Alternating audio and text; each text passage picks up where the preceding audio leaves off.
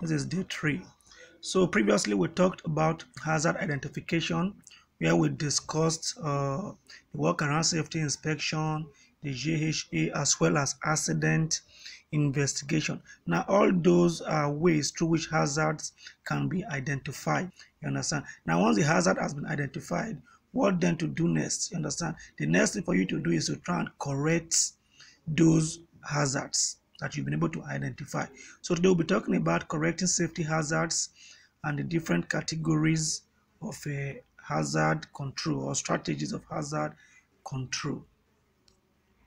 So the hierarchy of hazard control is talking about we have the elimination, the substitution, engineering control, administrative and management control, and then finally the PPE.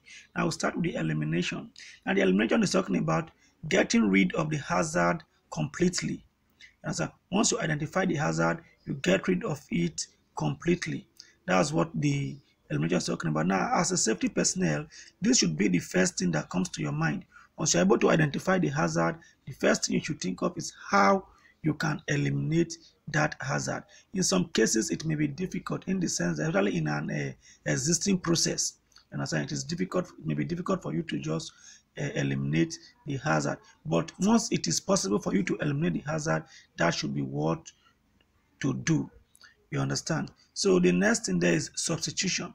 Now the substitution method may not get rid of the hazard completely, but it will reduce or lessen the effect of that hazard. The substitution is talking about removing a hazard that is very dangerous and replacing with its hazard with a something with hazard that is less dangerous. Let's take for instance benzene and toluene are two chemicals with similar properties. Understand? So now benzene is said to be carcinogenic. Now instead of you using benzene, which you know is carcinogenic, you can decide to use toluene since both of them have the same properties. You understand? So you get rid of the benzene and use toluene. Now the toluene also is hazardous, but it is not a carcinogenic hazard. You understand? So it is less hazardous than the benzene. Hence, you use it to replace that benzene. So that's what the substitution is talking about: replacing a higher hazard with a lesser hazard. Then the next one is the engineering control. Now, the engineering control is talking about the use of machines to get rid of hazard or reduce hazard. Now, take for instance, you work in a company where you have to carry a bag of rice of 80 kg to a warehouse at a distance of 10 meters. And now you carry 10 of those bags every day. That job is what? Hazardous. Understand? Now, in the company trying to eliminate or reduce the hazard, they can decide that, all right, instead of you having to carry those heavy bag of rice, they can just decide to construct a trolley where they will just put the bag of rice and it will slide down to the warehouse. So by doing that, they've eliminated that hazard of you having to carry a heavy bag of rice. You understand? So that's what the engineering control is talking about: the use of machines to try to eliminate hazard. Then the administrative or management control is talking about the processes that the management can put in place or the things that the management can do to either eliminate or reduce the hazard. Now, also using that instance of working in a company where you have to carry a bag of rice. Now, the management can say, okay, instead of you carrying this bag of rice, this heavy bag of rice that is very heavy and hazardous, they can then decide to say, all right, let us employ 4 more persons to make you guys 5. So instead of you having to carry that 10 bag every day, then you have to carry 2. Each person will carry 2. So by doing that, they've been able to reduce that hazard for you. Or they can decide that, all right, since this 80 kg bag is so heavy and it's hazardous, let us share it into 4 bags of 20 kg. By doing that, they reduce the hazard for you as well. So that's what the administrative measures is talking about, trying to put things in place to reduce or eliminate hazard. It will also be the use of sign. You understand? For instance, there is a hazardous environment that they don't want you to go into. You can put a sign to show that this place is dangerous or stay out or keep out. All those little measures and major things that they put in place to reduce or eliminate hazard is what the management control is talking about. Then you have the PPE. Now, in situation whereby the other strategies has failed, you cannot eliminate the hazards, restrict or use engineering control, or there are no effective administrative measure to put in place to reduce or eliminate the hazard, then you can resort to the use of PPE, which is personal protective equipment, in doing such job. You understand? Let's take for instance those guys that dispose refuse. You understand? Now there is no way they will not come in contact with the refuse. You understand? So in such cases, you can provide them with PPE, the coverall, the face mask, and all that to help reduce the effect of the or eliminate the hazard. So these are the hierarchy of hazard control strategies. So this is a table to show the hierarchy of preference.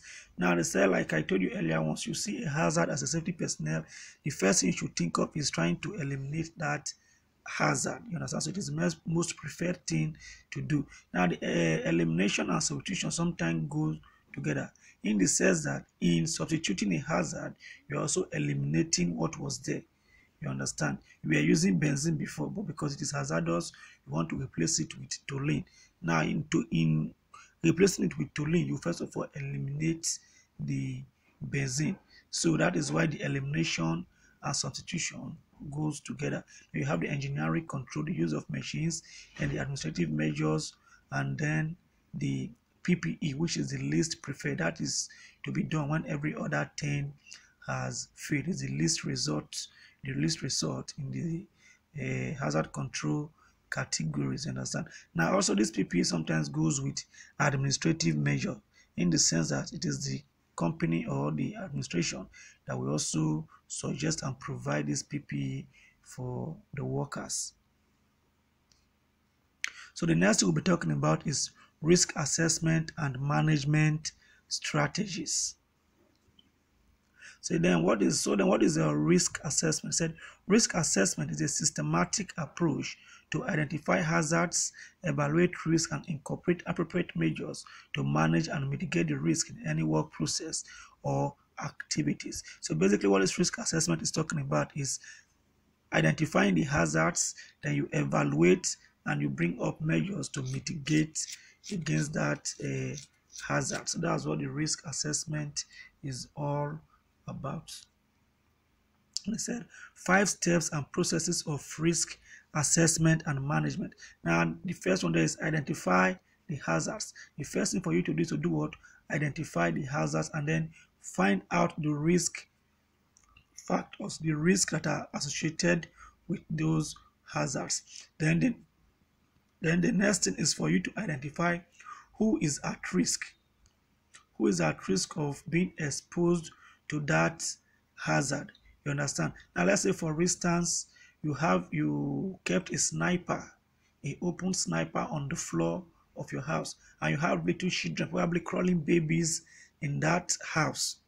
You understand? Now what is the tendency of that crawling baby to come in contact with that sniper? Then also if you have adults in that house as well, what is the tendency of that adult coming in contact or being exposed to that hazard? Now for the adult, the tendency is very low, while for the crawling babies, the tendency is very high. So in such situation, the people at risk are the children or the crawling baby. So you identify who is at risk. Then having identified who is at risk, the next thing for you to evaluate the risk and devise control measure. Evaluating the risk is if the crawling baby or the baby should come in contact or get exposed to that sniper, what will happen? You evaluate this to try to know what will happen, what will occur if there is an exposure to that hazard. Then you devise control measures using the various control strategies that we've discussed. And after all that, you record your findings and then you implement them. Then also you carry out a review every once in a while. You understand? When necessary, you carry out a review to ensure that what you implement are being carried out. And also, if there are new ways or better ways of tackling or mitigating those hazards, you can then re-implement such methods. So identifying hazard, we said identifying hazard and evaluate who is at risk. Now in uh, doing a risk assessment or evaluation, you have to understand the difference between the hazards and the risk. They say hazard is a source of or a situation or act that can cause harm, while risk is the likelihood of the hazard to cause harm. Now, hazard is the thing, the source, you understand, that thing that carries the potential to harm you. Then the risk is talking about the effect of being exposed, the likelihood and the effect of being exposed to that hazard. So the risk is what the hazard carries, the effect that the hazard carries, you understand? So the risk is inside the hazard. What will happen to you if you should come in contact or get exposed to that hazard? Take for instance, there's a naked wire in the house. Now the naked wire is the hazard. The risk in it is that if you should touch it, it will shock you. So what you are risking by touching it is electric shock. You understand? So the risk is in that naked wire is what? Electric shock. If you should get exposed to it, you risk being electrocuted or being shocked. Likewise, let's say you have a sharp knife. Now the knife is the hazard. The risk that that knife is carrying is that it carries the tendency to cut you. So the risk in that sharp knife is being caught. You understand? So the risk is talking about what will occur, the effect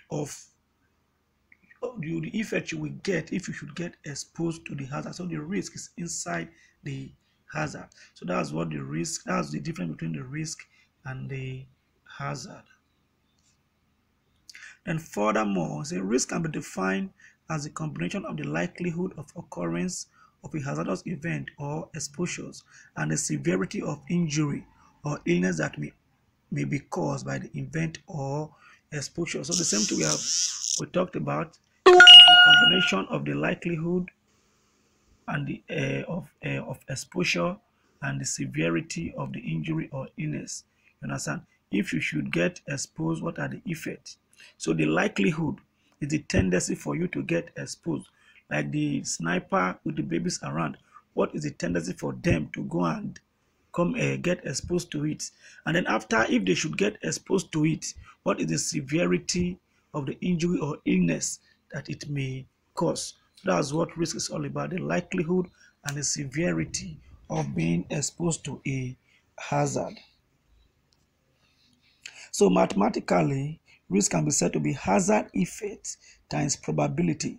Probability talking of the likelihood of occurrence. You understand? The hazard effect, if you should touch that naked wire, what will happen to you? Then the probability, which is the likely, what is the tendency that you will go and touch that naked wire? What is the tendency that an adult will touch a naked wire? What is the tendency that a baby will touch the naked wire? So that's what the probability is talking about. They said that is to say risk is equals to likelihood times severity. Likelihood talking about the probability, while the severity talking about the hazard effect. Will it cause a serious injury? Will it lead to death? Will it lead to an all that? So the severity is what the hazard effect is all about. So they say hazard identification. It involves workplace inspection, which is the work around safety inspection, and the JHA we talked about, accident investigation and all that. Then also with consulting your workers. Now the workers are the one at the forefront, so they have more chances of identifying and locating hazard in the course of their work. So when you consult them, you can also through them get through them identify a hazard, you understand? Then also you identify hazard by reviewing all available information, e.g. accident report, industry journal, material safety data sheets, and all that. All those will help acquaint you with the possible hazard associated with the particular job. So I say risk evaluation. Say risk evaluation entails analysis and comparison with a benchmark. Now these are the benchmark for risk evaluation. The first one they say severity and likelihood is based on theory by theory metrics and the respective criteria specified. So it's going to be a theory by theory metric. Severity, we have a column of theory. Then likelihood, we have a role of theory category. So that's what they mean by the theory by theory metrics. Then also they say risk rating is a product of severity by likelihood. Like we said severe risk is equal to severity times what? Likelihood. That's what they mean there. So also refer to acceptable criteria, acceptability criteria on the recommended action for different risks. After running your risk evaluation, understand that you look for their acceptability criteria and make your recommendation based on those criteria. Then for medium and high risk, additional control measures is required. If you're after your evaluation, you find out that the risk level is high or medium, you should take additional control measures. If it is low, it may be acceptable. Now, this is a table to categorize the severity of a injury. Remember, we said risk is equals to severity times what? Likelihood. Now, this is a definition of the various categories of the severity level of an injury. You understand? Now, an injury is said, the first one there is minor. An injury is said to be minor if the injury is light, if it is a light injury, or it requires only first aid treatment or a medical care of less than 4 days. That is to say, any injury that is very light, probably with just first aid treatment, it is gone. And usually within 2 to 3 days of medical care, that injury is gone. Such injuries are regarded as what? Minor injuries. You understand? And they also gave a biological explanation. They say if an injury can lead to a disease or an illness can cause a human disease, and now this disease is does not spread, is not transmittable or communicable, you understand, and there is a ready-made treatment, such injury or illness is regarded as what? Minor. Understand? Let's say, for instance, a dusty environment. You work in a dusty environment, you can be able to have catarrh, and this catarrh is not transmittable, and already there are known drugs and treatment for catarrh that within 2-3 days that catarrh is what? Gone. And also use the definition of environmental damage. Now they say any injury or illness that is reversible within 2 to 3 days, understand, is what regarded as a minor injury. Then also they use property damage to define it. They say if the injury or illness causes a damages that is up to $5,000, it is regarded as what? Minor injury. That is to say, if the damages from that illness or injury result to you spending below $5,000, it is regarded as what? A minor injury. So for the severity category, this is the definition of what is referred to as what? A minor injury. Then the next one there is the moderate. Now they say a moderate injury or illness is the one that requires a medical care of more than 4 days, understand, or more than 1 day in a hospital, or may lead to a temporary disability, you understand. So any injury that you have to care for medically for more than 4 days, or maybe you have to stay in the hospital for more than 1 day, or that can lead to what? A temporary disability, is regarded as what? A moderate injury.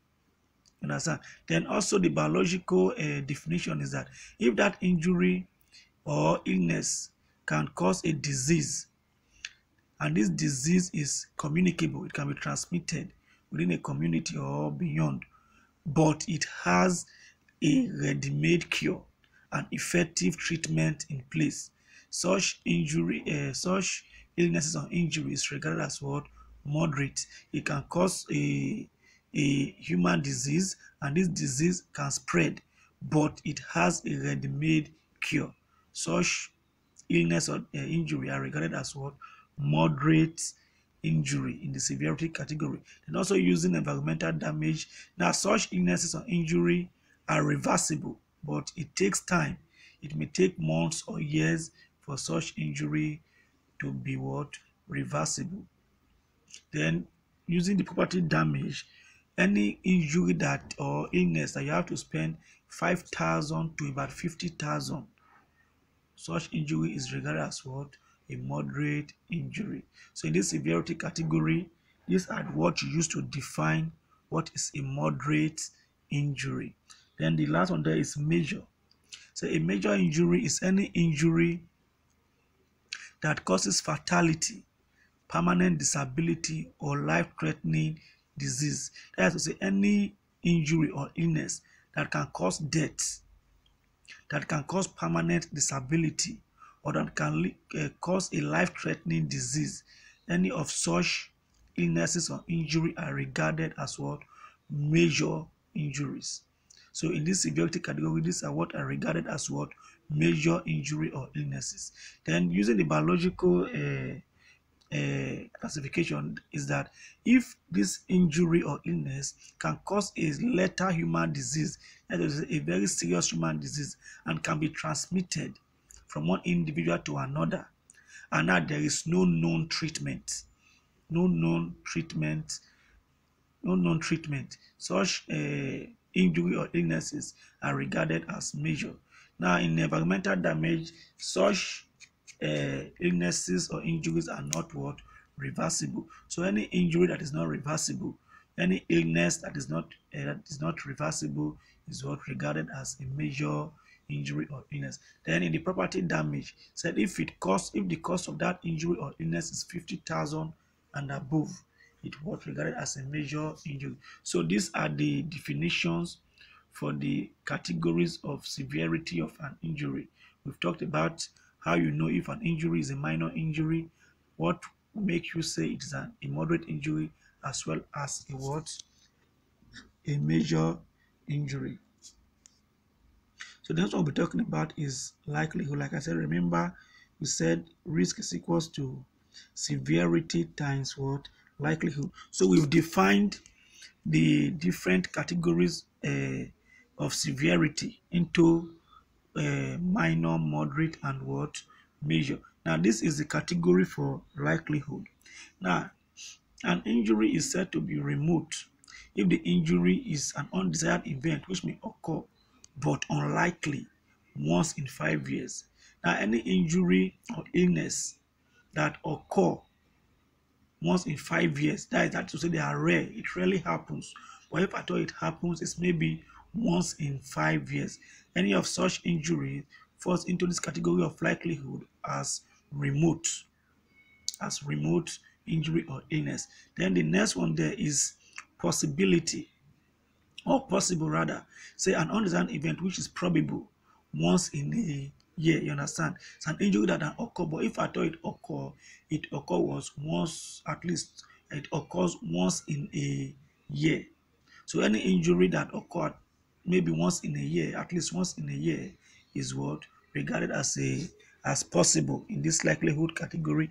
Then the third one there is frequent.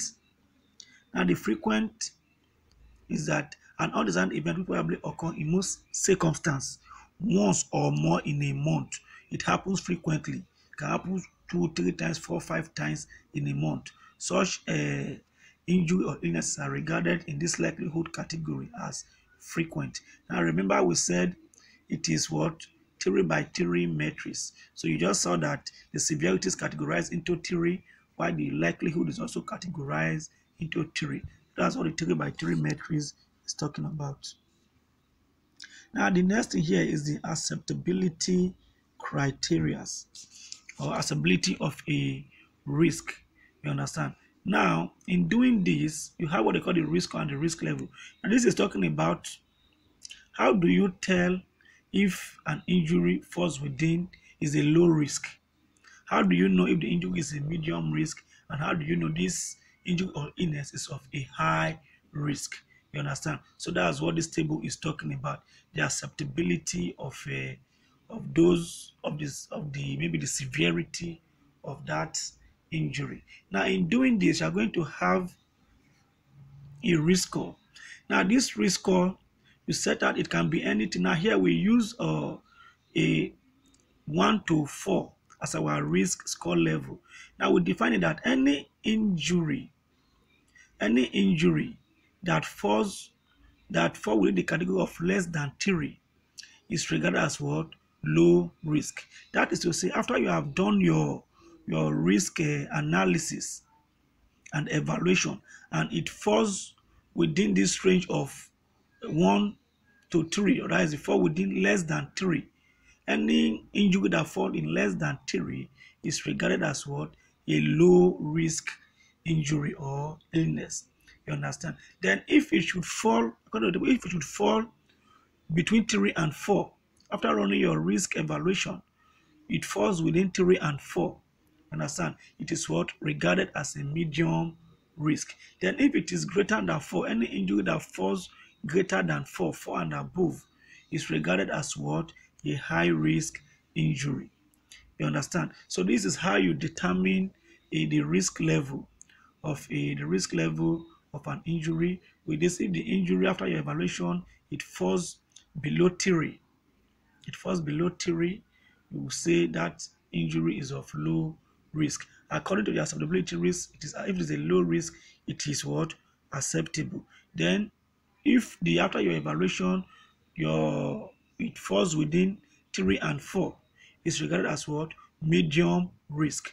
Now according to the acceptability risk, it is moderately acceptable. But if after your risk evaluation it falls in 4 and above, it is regarded as what? A high risk, which is not acceptable. Now, one thing you have to know, these risk numbers or score, it is within your ability to determine, you understand? It must not be 3 to 4. So it is you that will bring out a range that you want to use, and then you share those ranges into a different score, you understand? Now you can say, okay, your low risk will fall between 1 to 5.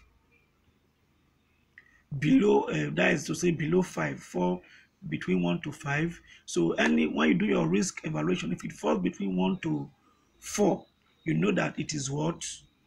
If it falls below 5, you know that it is what? Low risk. You understand? Then you will now say, okay, 5 and between 5 to 6, between 5 to 6 is what? Medium risk. So after doing your evaluation, if it falls between 5 to 6, you can say it what is a medium risk. Then if it is 5 to 10, you understand, it is a medium risk. Then if it is 10 and above, you know it is a high risk. So you are the determinant of your risk score. You determine the range to use. You can use from 1 to 4 like we did, or you can use your own. You can say 1 to 10 as your range, where you say below 5 is your low risk, 5 to 10 is your medium risk, 10 and above is your high risk. So you are the one to determine the risk score to use in a DC and know when it falls into any of the risk level. So the next thing here is how to determine a risk level. How do you determine a risk level? How do you know that this risk is low, this risk is high, this risk is medium? So that's what we are going to be discussing now. Now, like we said, risk is equals to severity times likelihood. You understand? I will say this is a 3 by 3 matrix. So you put your severity in a row and your likelihood in a column. You understand? Now, like we said, it is severity times likelihood. Now, we said an injury is a major injury if it causes death or permanent disability or a life-threatening disease. You understand? That we are in the likelihood we define remote as any injury that occur once in 5 years. You understand? So what you do here is you times the major times the remote, which means if an injury can cause death or permanent disability, which is a major injury, and it happens once in 5 years. Understand? The injury can cause death, can cause permanent disability, it can cause a life-threatening disease, but it rarely happens. It happens once in 5 years. Such injury or illness is categorized as a medium risk. Understand? It's categorized as a medium risk. Now, if the same injury that can cause death and cause permanent disability and life-threatening disease happens occasionally. Now, one thing you have to note is that this occasionally can be replaced with probability or possible. You understand? You use your own terms as long as they connote what we are trying to say. So you are the one to determine the term to use. So in place of that possible, you can replace it with occasionally as well. You and the rest of them frequent, you can request it seldomly, which is always, and all that. You just use your own terms as long as they connote what we are trying to say. So now, like we were saying, if the injury is major, that is to say, it can cause death, permanent disability, and life-threatening disease, and it happens occasionally, which is a possible. It happens occasionally, which is once in a year. Now, such injury or illness is considered as a high-risk injury. It can lead to death, and it happens once in a year. It's regarded as what? A high-risk injury. Understand? Now, also, if that injury that can lead to death and permanent disability happens frequently, it is regarded as a high risk. As a matter of fact, it's regarded as a very, very high risk. You understand? Remember what frequently is, it happens more than once in a month. It can happen 2, 3, 4, 5 times in a month. And that thing can cause death or permanent disability. You understand? Such injury or illness is regarded as what? A high risk. So this is how you determine the risk level. This is how you know if the risk is low, medium, or high. Then let's move further for moderate. Now, like according to our definition of moderate, we said it can any injury that lead to more than 1 day in the hospital or more than 4 days of medical care is what we refer to as what? Moderate injury. Now, that kind of injury that is moderate, it can lead to more than 4 days of medical care and more than 1 day in the hospital or temporary disability. But it happens once in 5 years, which is the remote. It happens once in 5 years. Such injury can what? Be regarded as low risk. You understand? It does not cause, it causes temporary disability, and you just have to spend at least 1, 2, or 3 days in the hospital. And that kind of thing happen only once in 5 years. Such kind of risk can be termed as what? A low risk. Then the same kind of severity, which is that moderate situation, you have to stay in the hospital more than 1 day, and it happens at least once a year, which is occasionally. It happens once a year. That kind of thing that can cause temporary disability, and it happens once a year. It can be termed as what? A medium risk. You understand? Then the next one, which is the frequent, it is a moderate injury, but it happens often, more than once or twice or thrice in a month. Happens very often. You understand? So that kind of thing can be regarded as what? A high risk. So that's for the minor. Like, remember our definition for minor is that the injury does not lead to any medical care of less than 4 days. It's not a serious injury with medical care of less than 4 days, or by simply applying first aid. Any slight injury, little injury, I don't have to go to the hospital, and within 2, 3 days the injury is gone. It's what regarded as what? A minor injury under our severity. Now, that kind of injury that is nothing to worry about happens once in 5 years. That kind of injury is said to be what? Of a low risk. Then that kind of injury happen once in a year, which is occasionally. It is what regarded as a low risk as well. But if that kind of injury happens frequently, maybe 4, 5, 6, 7 to 10 times in a month, it happens every time, you understand? Then it can be regarded as what? A medium risk. So this is how you determine your risk level. Then going further, this is also a way to, I'm just trying to make it more easy for you to understand. Now, this is also a way to determine it. Now, we said the same thing, severity on your role, then a likelihood on your column.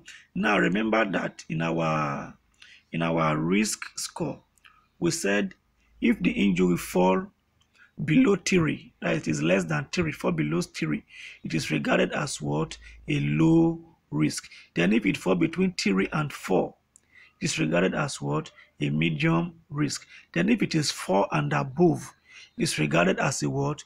A high risk. Now, putting that into consideration, we now name minor as 1, named minor as 1, then moderate as 2, major as 3. Then on the likelihood table, we said remote is 1, occasionally is 2, frequent is 3. Now remember, you can use your own this thing as well. You understand? You can use your own what do they call it? Your own risk score. You can decide to use 1 to 10 and all that. So in such cases, you can label your this thing. You can say maybe it is a 2.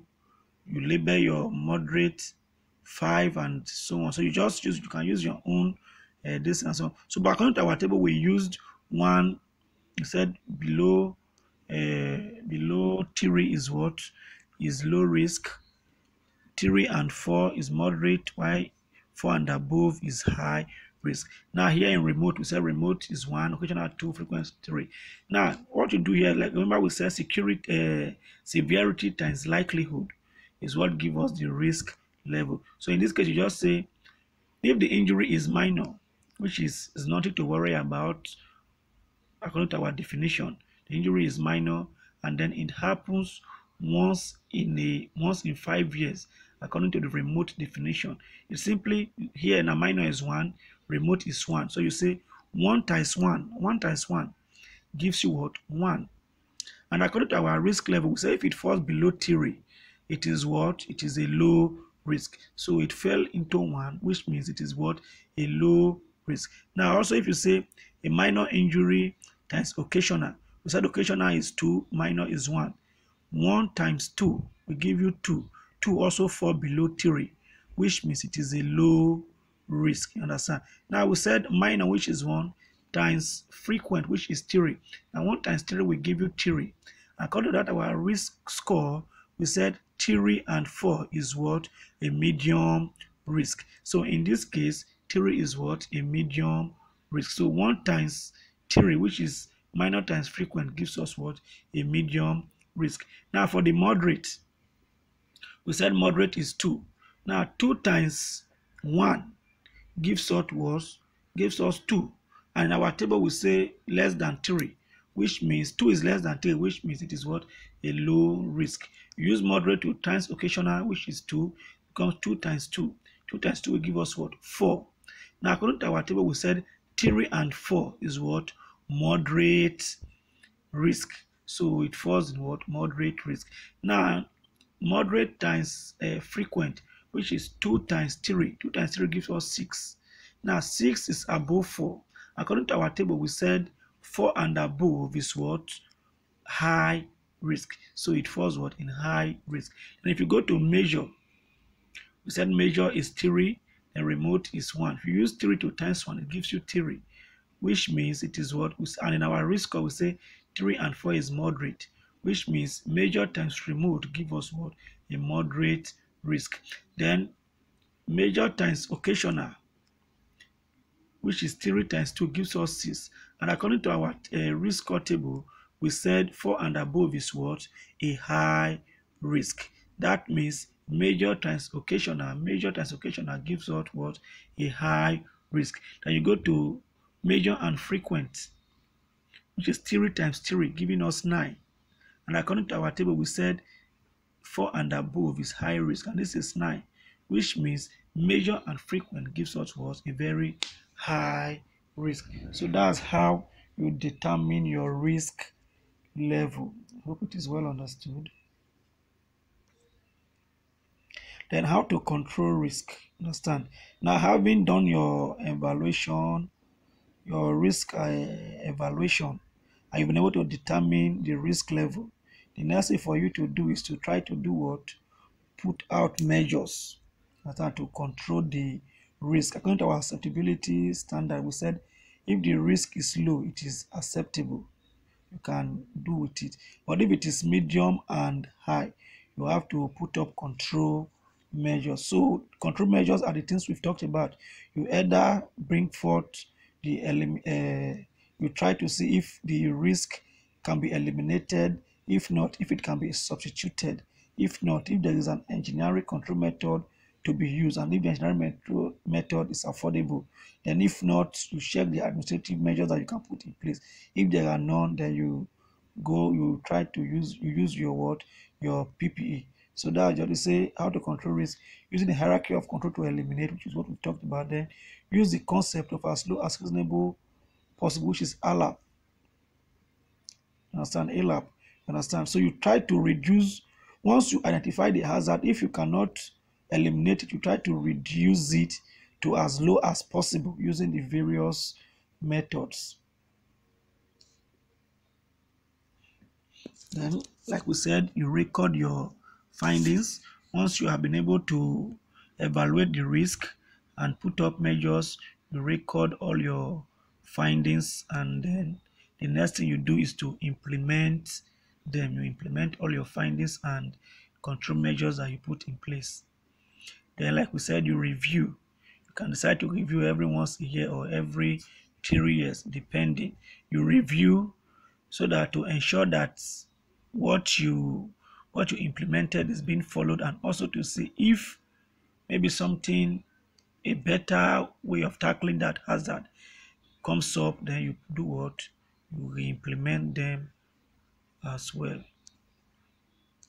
Re-implement them as well. So we end it here for today. Thank you very much, and God bless you.